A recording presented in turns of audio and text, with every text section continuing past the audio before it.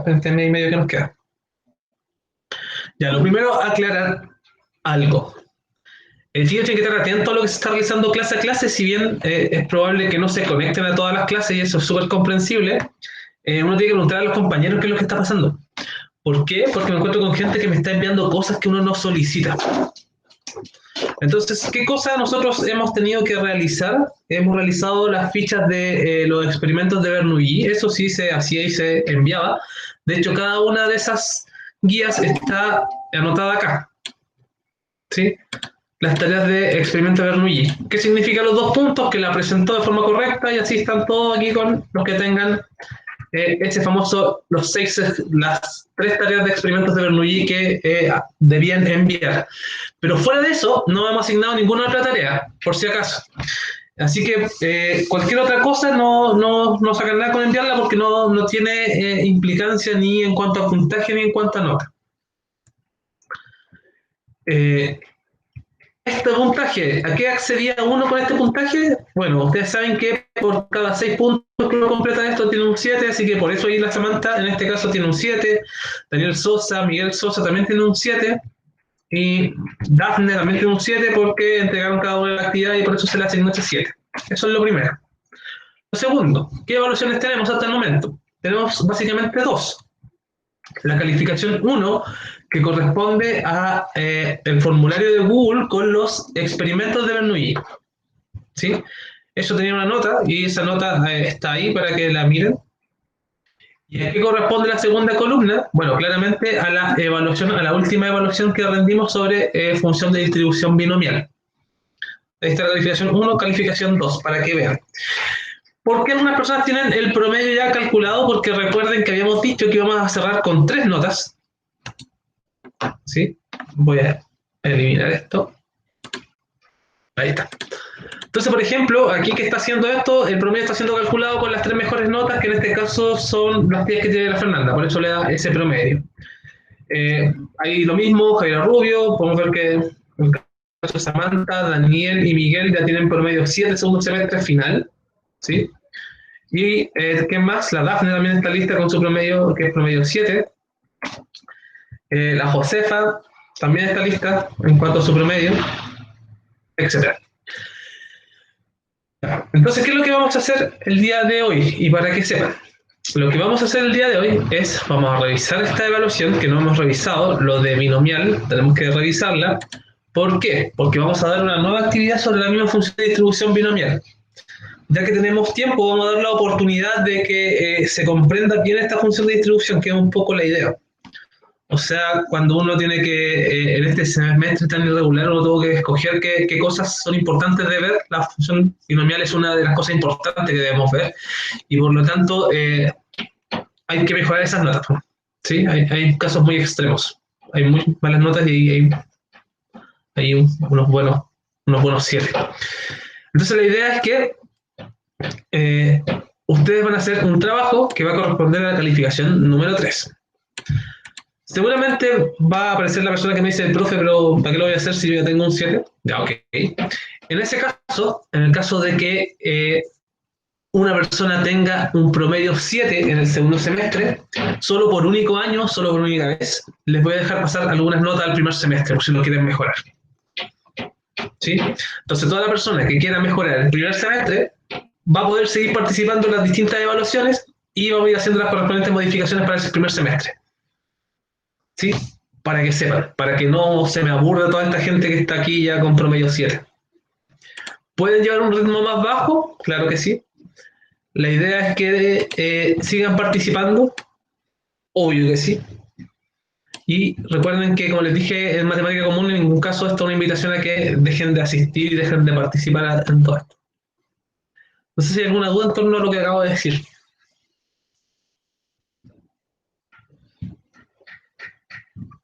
¿No? ¿Ninguna? No, ninguna. Ya, perfecto. Recuerden que son 3 notas, tienen que quedarse con las 3. Ajá. ¿Qué pasa si uno tiene promedio 7? No, yo no puedo inventar nada más. Hasta ahí llega mi ingenio. Un 8, un 8. No puedo poner 8, no te puedo guardar notas para cuarto medio, no, nada. No puedo seguir inventando cosas. Profe, ¿de qué era la primera nota? Esta calificación 1 corresponde a los experimentos de ensayo de Bernoulli. Ah, ya. Pero Experimentos de todavía se pueden Bernoulli. mandar, ¿cierto? No, pues esas son pruebas, no hay nada que mandar. Ya, pero ¿cómo así? Son pruebas.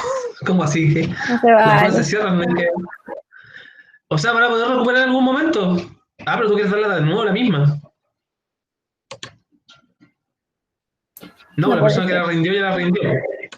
Las personas que no han rendido, ella van a tener la oportunidad de rendirlas. Por eso. ¿Sí? Pero no, la persona que sí, pues las personas que no han rendido una evaluación van a tener la posibilidad de volver a rendirla. Ah, ya. Pero quienes ya la rindieron, ya no, ya fue. Eso, chilla. No sé si hay alguna duda en torno a esto. Bueno, cualquier cosa me preguntan, ¿no? Formulario de Google.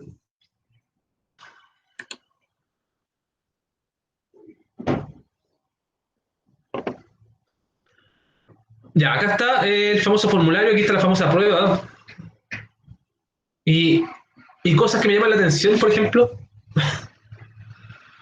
Eh, por ejemplo, acá decía que solo se debía ingresar la respuesta con un número aproximado a la décima. Y sin ninguna otra palabra o letra que lo anteceda. Pero aún así había personas que ponían, no sé, X igual, y ponían el número. ¿Para qué les pido esto por si acaso? Se supone que la idea es como para hacerme la pega un poco más fácil a mí, en el sentido de la revisión, porque aquí yo puedo, en este tipo de formularios, para que entiendan el por qué les pido esto, en este tipo de formulario yo puedo presentar cuál es la respuesta correcta. Entonces, si ustedes escriben la misma respuesta, se las toma como correcta. Si escriben otra cosa distinta en con cualquier diferencia, la toma como incorrecta. Entonces, por ejemplo, si yo les pido que el número aproximado a la décima, no sé, pues tienen que escribir 0,8, y esa es la respuesta correcta, 0,8, y ustedes ponen 0,81, eso ya lo está considerando como incorrecto. Entonces, ¿qué debo hacer yo? Revisar esta cosa a mano. Y para eso les pido esta instrucción que de verdad es que no muchos cumplen. Entonces, no es solo antojadizo, sino para que sea un poco más rápida la revisión. Pero bueno, son detalles. Son detalles de la vida. Ya, ¿qué me interesa? Que revisemos esto y les voy a enviar sus puntajes. Vamos a ir a las respuestas. A ver. Resumen. Ya, y se supone que le llegó un correo con sus puntuaciones.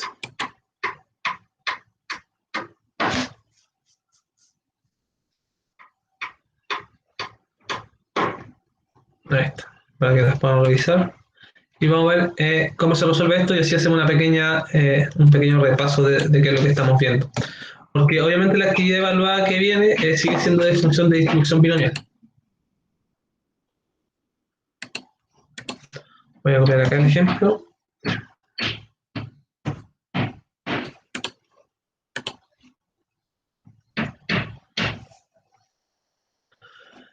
Ya, esta es la pregunta número 1. Vamos a ir haciéndolo como así para poder como revisarlo de la mejor forma posible. Hay que entender un poco en qué estamos viendo. Recuerden que estamos en la unidad de, bueno, es todo un electivo de probabilidades, así que no es de extrañar que estemos viendo algo de probabilidades, pero esta unidad en específico es una conexión con lo que se vio de probabilidad el año pasado, en segundo medio, cuando ustedes estaban en segundo medio. Esa unidad que uno entiende que también fue irregular por producto del estallido social, así que tampoco se alcanzó a abarcar bien, pero era el tema de variables aleatorias. ¿Sí? Es bajo esa idea y ese concepto que nace esta unidad o que continúa esta unidad con famosas funciones de distribución. Y aquí uno se refiere en palabras sencillas de toda esta cosa. Básicamente hay experimentos, ¿sí? Ustedes saben que en probabilidad uno siempre puede hacer experimentos, y a uno le interesa conocer cuál es la probabilidad de ocurrencia de esos experimentos. Y uno comienza un experimento súper sencillo. Uno siempre lanza monedas, lanza dados o lanza cositas así, las lanza pocas veces también, lanza un dado 2 veces o lanza una moneda 4 veces. Son cosas muy sencillas. porque la idea es que uno comprenda esta idea de ir modelando esas situaciones, ¿sí? Ir modelando, me refiero a generar alguna estructura matemática que me permita el ver el comportamiento y poder predecir qué es lo que pueda llegar a ocurrir con cierta probabilidad. Ese es un poco el objetivo. Entonces nosotros comenzamos esta cosa de ver la variables aleatorias con precisamente monedas. Uno lanzaba monedas y se hacía preguntas. ¿Cuántas caras me van a salir si yo lanzo 3 veces la moneda?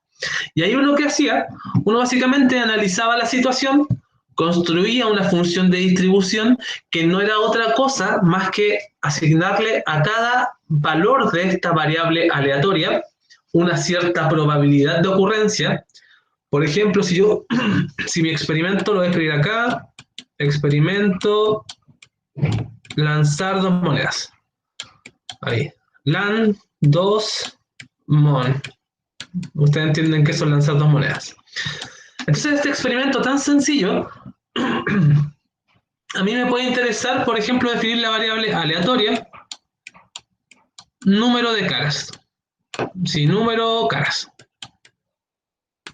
Es decir, es algo que yo quiero observar de este experimento.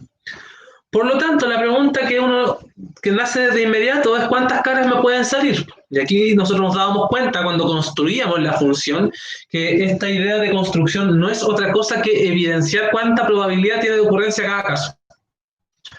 Nos dábamos cuenta de que en este caso esta función quedaba definida para ciertos tipos de valores, que son los famosos números de caras. Yo voy a tener 0 caras, voy a tener 1 cara o voy a tener 2 caras. No podía tener más caras porque solo lanzaba 2 veces la moneda, ese es como el máximo.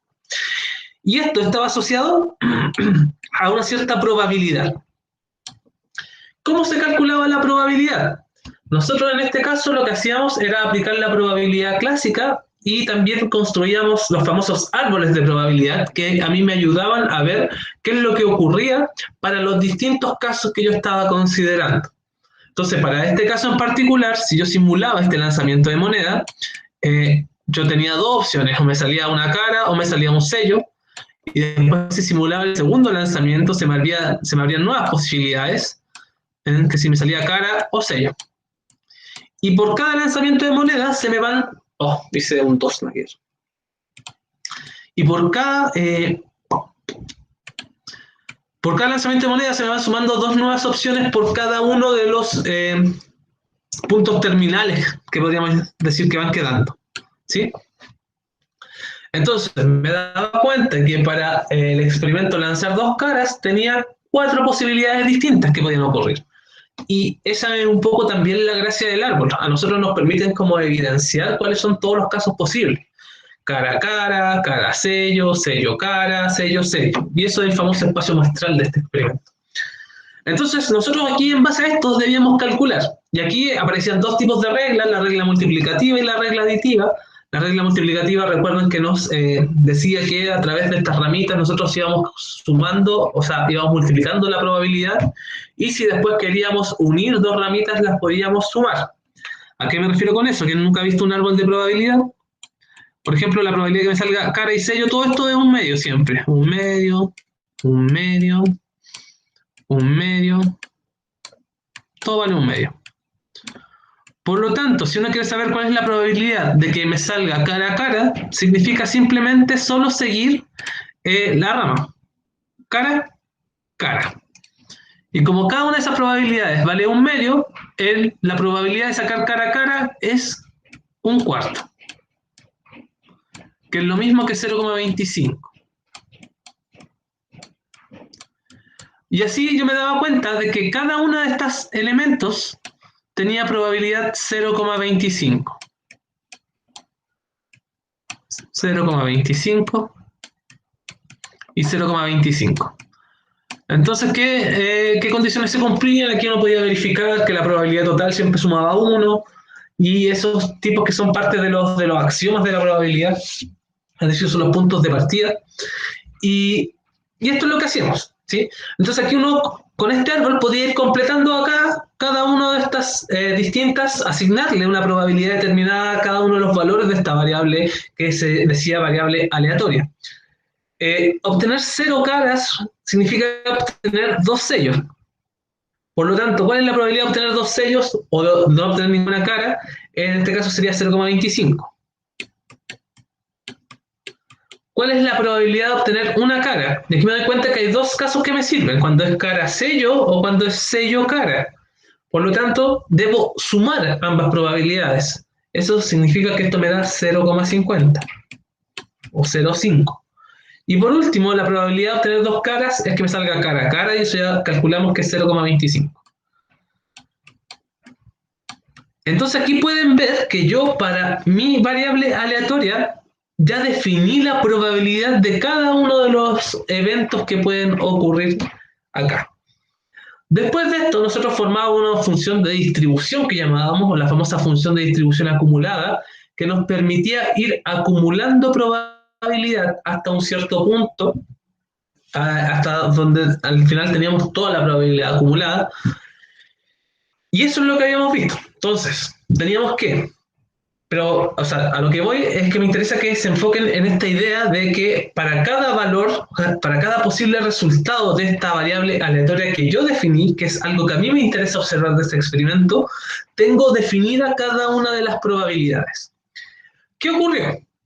Ocurrió después que en un punto dejamos de lanzar monedas 2 o 3 veces y dejamos de lanzar dados. Y nos dimos cuenta de que existen experimentos que son de la misma naturaleza, pero más complejos. ¿Y en qué sentido se complejizaban? Se complejizaban en el sentido de que yo no repetía solo 2 veces el lanzamiento de la moneda, ahora lo podía repetir 7 veces, lo podía repetir 10 veces, lo podía repetir 50 veces. Y debía encontrar un método que me permitiese a mí hacer esto mismo. Definir cuál era la probabilidad de que me saliera, por ejemplo, si yo lanzo 50 veces la moneda, cuál es la probabilidad de que me salga solo una cara. ¿Sí? Es decir, esto mismo que estábamos haciendo, necesito un método que sea más eficiente que construir este árbol. ¿Por qué? Porque nosotros ya nos damos cuenta de que esto se va creciendo de manera exponencial. A los 2 lanzamientos, mi árbol ya tiene 4 ramas. A los 3 lanzamientos, mi árbol ya tiene 8 ramas. 16, 32, 64, 128, 256, etc. Entonces llega un punto en donde yo ya no puedo andar dibujando árboles por la vida. Y para eso nos dimos cuenta, o sea, también para eso vimos que, obviamente, los matemáticos encontraron la solución y generaron un modelo, ¿sí? Este famoso modelo de función de distribución binomial. Que tal como dice esa palabra que ocupé anteriormente, modelo, es una estructura matemática, ¿sí?, que nos permite calcular situaciones como esta, donde el número de repeticiones del experimento es mucho mayor que 2, 3, 4, ¿sí? Es decir, para cualquier situación donde esta cosa ya no es modelable de manera como a la antigua, podríamos decir. Y este modelo es el famoso modelo de distribución binomial. Entonces la idea de este modelo es que nos permite solucionar ciertos tipos de problemas, ¿sí? Y yo solo debo saber reconocer cuáles son las variables de ese modelo y reemplazarlas, y con eso puedo calcular probabilidades. Esa es la idea de lo que estamos haciendo. Ahora, ¿cuáles son las condiciones para yo poder ocupar mi función de distribución binomial? Porque si no, cualquier problema de la vida yo puedo ocupar la función de distribución binomial. Claramente no. Para distintos tipos de problemas existen distintos tipos de funciones de distribución, ¿sí? Así nos vamos a dar cuenta después que existe otra que se llama normal, que nos permite solucionar otro tipo de problemas. Y ustedes cuando entren a la universidad y tengan alguna asignatura con estadística, seguramente van a ver todas las demás funciones de distribuciones, la uniforme, la geométrica, la hipergeométrica, la de Poisson y así. Ustedes se van a dar cuenta que existen muchos modelos. Y cada modelo responde a un cierto tipo de problema. Ahora la pregunta que yo les hago a los más experimentados en este curso es ¿qué tipo de problemas soluciona la función de distribución binomial? ¿Cuál es la característica que deben tener esos problemas?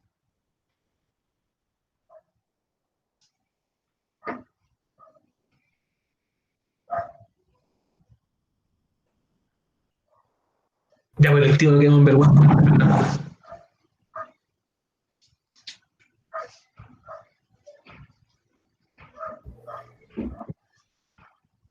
¿Cuál era la pregunta?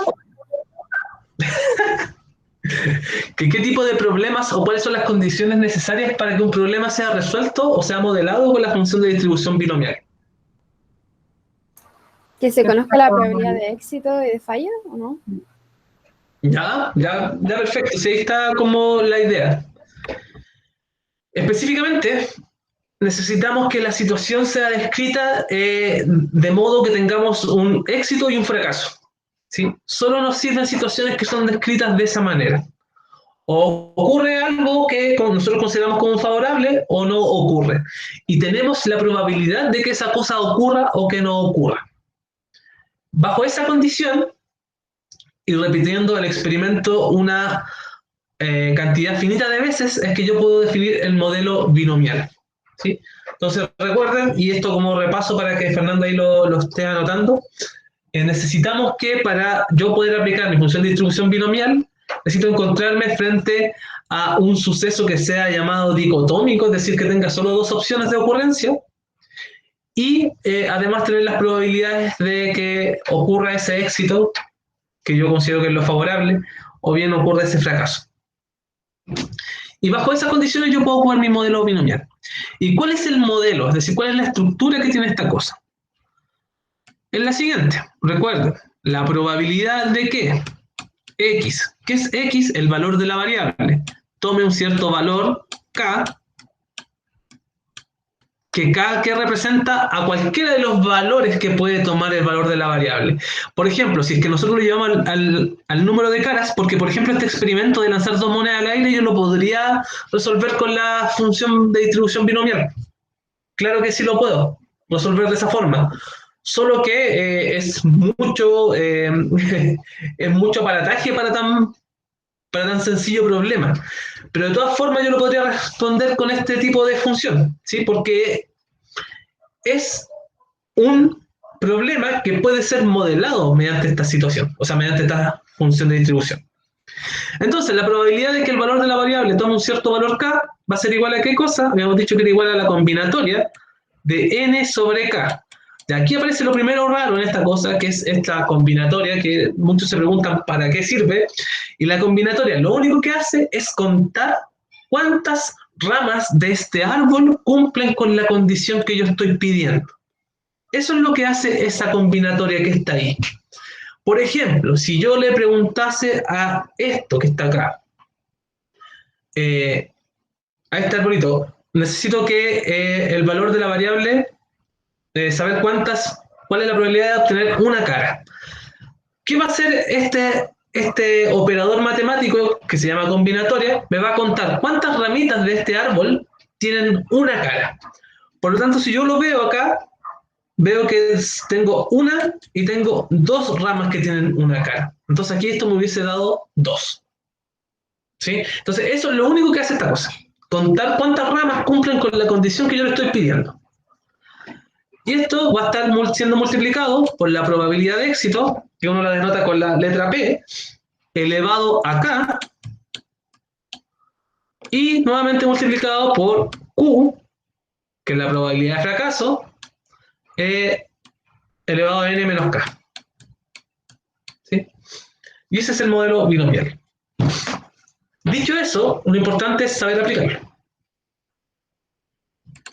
Y vamos a revisar solo el primero, el otro les voy a dar los resultados para que los tengan. Y ellos después me dirán si ustedes tienen alguna duda en cuanto al resultado, pero...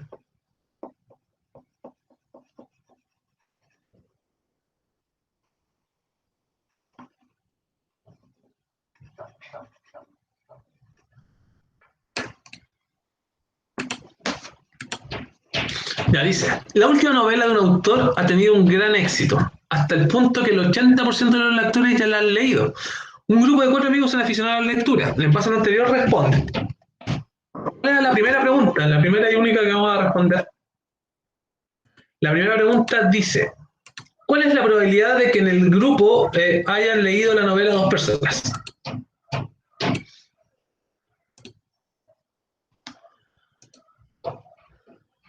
Ya, ¿esto puede ser un problema binomial, sí o no? Bueno, sabemos que sí, porque está dentro de una evaluación de binomial, así que un poco fue una pregunta, pero a lo que voy es qué cosa me justifica el que puedo ocupar este modelo. ¿Por qué lo puedo ocupar? Porque hay solamente dos posibilidades. ¿Cuáles son las posibilidades? De que hayan leído la novela y que no la hayan leído, creo. Exacto. Eso es lo único que ya me ayuda a justificar el que yo puedo ocupar la función de distribución binomial. Tengo dos opciones, o leyeron la cuestión o no leyeron la cuestión. Así de simple. ¿Sí? ¿Tengo la probabilidad de que hayan leído la novela? Sí. ¿Tengo la probabilidad de que no la hayan leído? Sí, porque si tengo la que haya ocurrido, de inmediato tengo la que no haya ocurrido, siempre teniendo en mente que toda probabilidad debe sumar este 100% o este 1 si lo estoy viendo en decimal. Por lo tanto, definamos acá las variables. ¿Cuánto vale n para este problema? 4. 4. ¿Por qué 4? Porque yo tengo, lo que yo voy a hacer es preguntarle a cada una de las personas si es que les gustó o no les gustó la novela.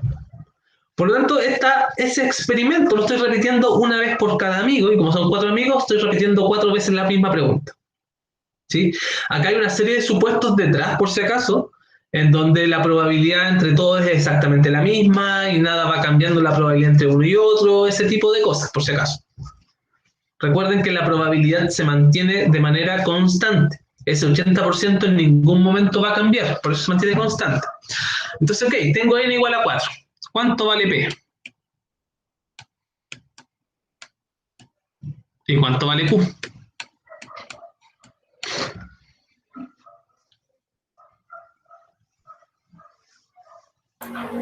P es 0,8 y Q es 0,2. Perfecto. P es 0,8. O sea, la probabilidad de que esta persona de verdad haya leído el libro es de un 80%. ¿Sí? Eso es lo que se estima. Y la probabilidad de fracaso vendría siendo el 0,2.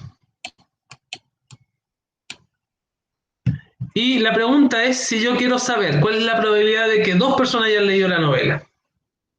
¿Cuál va a ser el valor de K?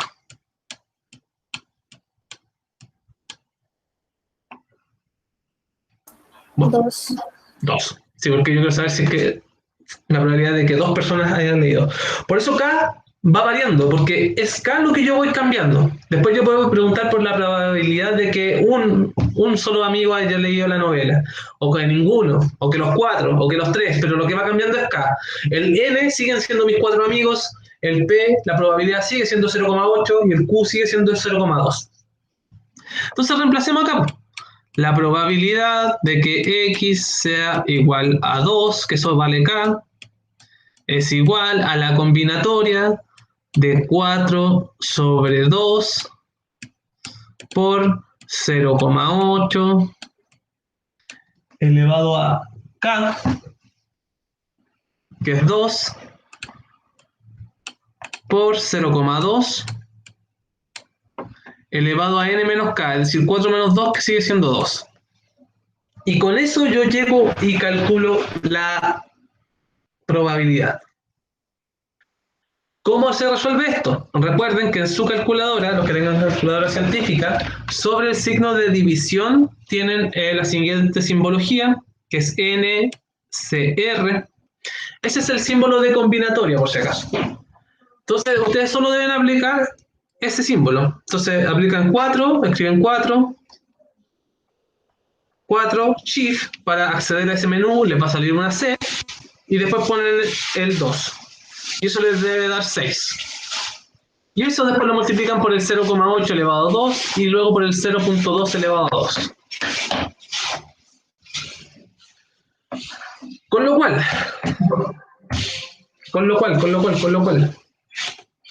los resultados son los siguientes para cada una de estas probabilidades. Entonces, aquí nos pedían, ¿cuál es la probabilidad de que en el grupo haya leído la novela como máximo 2 personas? Ah, no, disculpen, la 1. ¿Cuál es la probabilidad de que en el grupo haya leído la novela solo 2 personas? Eso me dio a mí un 15.3% o 0,153, como quieran verlo.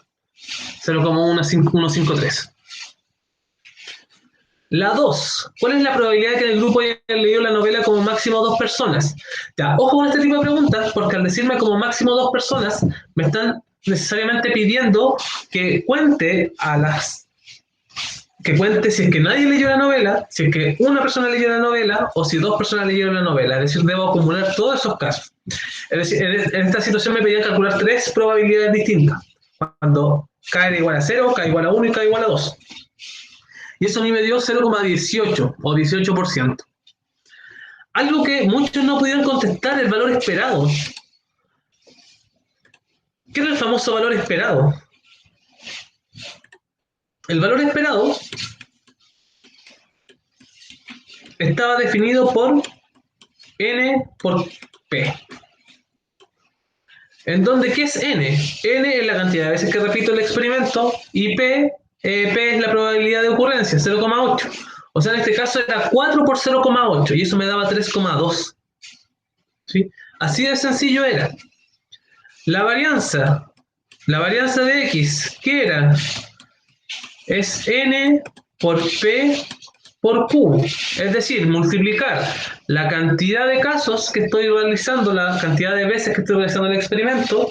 P es la probabilidad de éxito y Q es la probabilidad de fracaso. Es decir, es 4 por 0,8 por 0,2. Multiplicaba todo eso y me daba 0,16. Y luego, como me estaban pidiendo la desviación estándar, y yo sé que en la raíz cuadrada de la varianza, le sacaba la raíz al 0,16, o sea, al 0,64, disculpen, que me daba, y me daba 0,8. Así que esa era la respuesta número 4.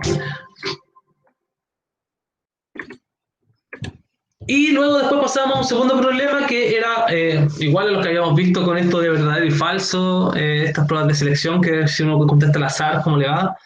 La probabilidad de que acierte 4 en este caso es 0,27 o 27%. ¿Cuál es la probabilidad de que acierte 2 o menos? Es 0,14, un 14%. ¿Cuál es la probabilidad de que acierte 7 o más? En este caso era 0,035 o 3,5%. ¿Y cuál es el valor esperado de esto? Es 4 y la varianza vale 2. Esas eran las respuestas de estas que estaban planteadas acá.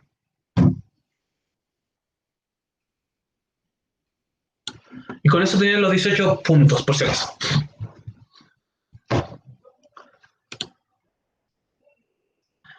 Ya, ¿qué es lo que tienen que hacer ahora? Lo siguiente. Esta es la famosa actividad evaluada que van a tener hasta la próxima semana para resolverla. ¿Sí? Y por lo tanto tenemos la clase de hoy día y la clase de mañana para responder dudas. Y la idea es que es bastante breve, ¿sí? Y la idea es que todos les vaya bien. Dice actividad, aplicaciones del modelo binomial. Parte 1. Determina cuáles de las siguientes situaciones pueden ser modeladas por la función de distribución binomial, 2 puntos por cada una. ¿Qué es lo que deben hacer? Se plantean distintas situaciones, como por ejemplo, un tirador al arco acierta en el blanco con una probabilidad del 75%. En un certamen tiene que realizar 6 lanzamientos. Si el tirador no acierta el blanco, la probabilidad de acertar el próximo tiro desciende al 10%. ¿Es esto modelable con una función de distribución binomial? Sí, no, y ahí ustedes dan sus razones. ¿Sí? Es solo justificar, solo escribir acá. Y luego en la parte 2, son solo 2 partes por si acaso, hay un problema. Ahora cambiamos la prueba y ahora es una prueba de selección múltiple. Dice, una prueba de tipo selección múltiple tiene 10 preguntas de 4 opciones, donde solo una es la correcta. En las preguntas, las opciones correctas y falsas están distribuidas al azar. Se define una variable aleatoria X que corresponde al número de preguntas correctamente respondidas. En base a esto, ¿puedo modelar esto con la función de distribución binomial? Si no, ¿por qué? Tienen que identificar los valores de N, K y P, ¿sí? P y Q. Ahí está.